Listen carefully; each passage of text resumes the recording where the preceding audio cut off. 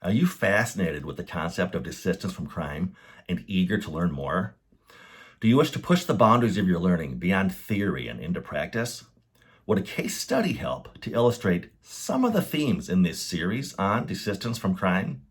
If you said yes to any of those questions, keep watching. I'm Joseph Arvidsson, Executive Director of the Paragon Group and host of the Criminologist YouTube channel and the Criminologist podcast. I want to share with you my 30 plus years of experience in corrections and 20 plus years of university level teaching on the topic of corrections and evidence-based practices. Today, we are going to continue to build on some of the themes we established in our previous episodes in this series around desistance from crime. Thus far, we've given you an overview of desistance, talked about the critical role that identity plays in the process of desisting from crime, provided some context as to the pathways into desisting from crime and the pathways out of crime, noted how we can actually assess where individuals are at on their desistance trajectory, and most recently, highlighted some of the interventions you can utilize to address some of these desistance correlates. In this episode, we are taking a case study approach by looking at a desisted individual to help illustrate the concepts we have thus far presented in this series. In our previous episodes, we have talked about primary, secondary, and tertiary desistance. Primary desistance can be thought of as behavioral, a person moving away from crime.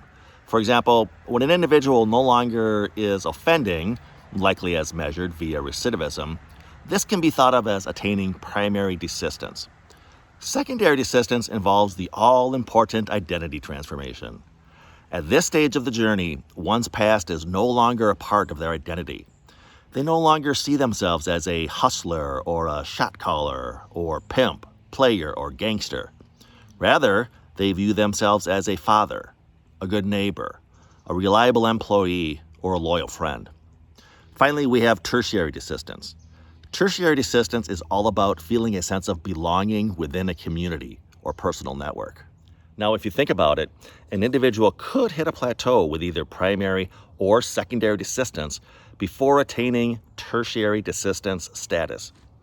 Take a moment to reflect, particularly if you work with justice-involved individuals, as to clients you have had who stop offending, but they still have that old gangster mentality.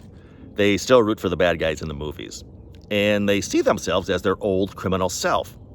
Essentially, they said to themselves at one point, I'm getting too old for this shit. But growing sick and tired of spending Christmas in jail does not equate to secondary desistance. Not if they still maintain that old criminal self-identity. Now, could someone attain secondary desistance yet not reach tertiary desistance? Well, sure. Unfortunately, there are justice-involved individuals who have long since stopped offending, and they no longer view their past as part of their identity. But due to bias and prejudice and other societal factors, they struggle attaining that sense of belonging within a community or even a pro-social personal network. In a previous episode in this series, I used the analogy of pathways to talk about the process of not just entering the crime trajectory, but exiting from it. Just as there are pathways into crime, there are pathways out of crime. At the end of some pathways, we have desistance. Unfortunately for some, at the end of their pathway is persistence. Persistence in their criminal and antisocial behavior. Here we have our desistance bench and our persistence bench. Let's take a look then at someone who has made it to the desistance bench. I present to you all the case of Danny Trejo. Many of you undoubtedly know the actor Danny Trejo from his numerous film roles.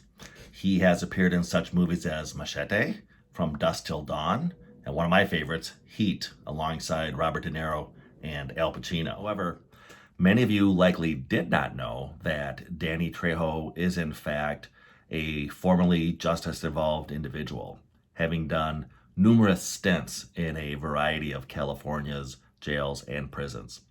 He was a gang member, a heroin addict, deeply involved in the criminal justice system.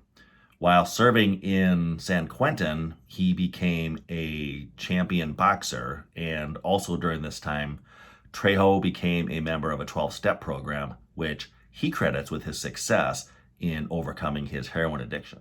Throughout the 1970s and 80s, Trejo had attained primary desistance. He was no longer offending and was maintaining his sobriety. In fact, he was a drug counselor when, in 1985, he was contacted through a Narcotics Anonymous connection. He ended up on a film set to help someone who was struggling with their addiction. Now, Edward Bunker, a crime novelist and formerly justice-involved individual himself, recognized Trejo from San Quentin Prison. The screenplay of this film was based on one of Bunker's novels. Bunker knew the director was looking for a boxing coach for actor Eric Roberts, and he remembered Trejo being a Golden Gloves champ in the California prison system. That movie was entitled Runaway Train. Trejo was earning $320 a day as Roberts' boxing coach when the director took one look at all of his prison tattoos. He offered Trejo a role as an extra in this film, and when Trejo found out it was a movie about a prison break, he figured he could handle the role of an inmate. Well, suffice to say, he got bit by the acting bug.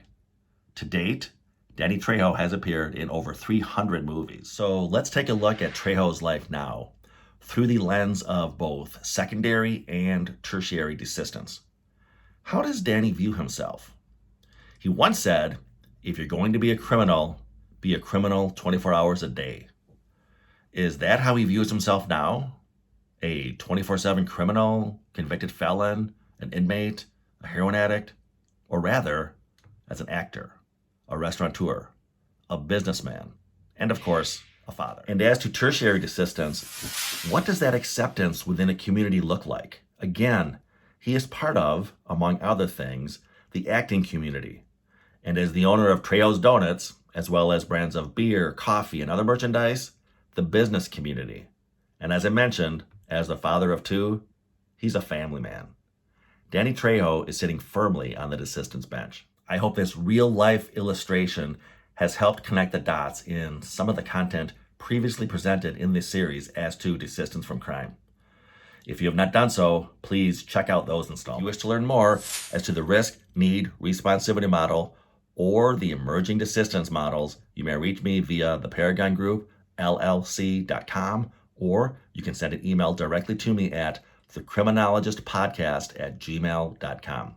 We offer training and support with both the level of service case management inventory and the DRAIR, the dynamic risk assessment for offender reentry assessments. This is part of an ongoing series on the topic of desistance from crime. If you are intrigued and want to learn more, please check out our podcast, The Criminologist. In that podcast, I supervise a caseload of fictitious felons, helping them all discover their own pathways towards desistance. The Criminologist podcast is available on all of your quality podcast platforms. And be sure to subscribe to this channel as well. Just click on our icon. And thanks for watching.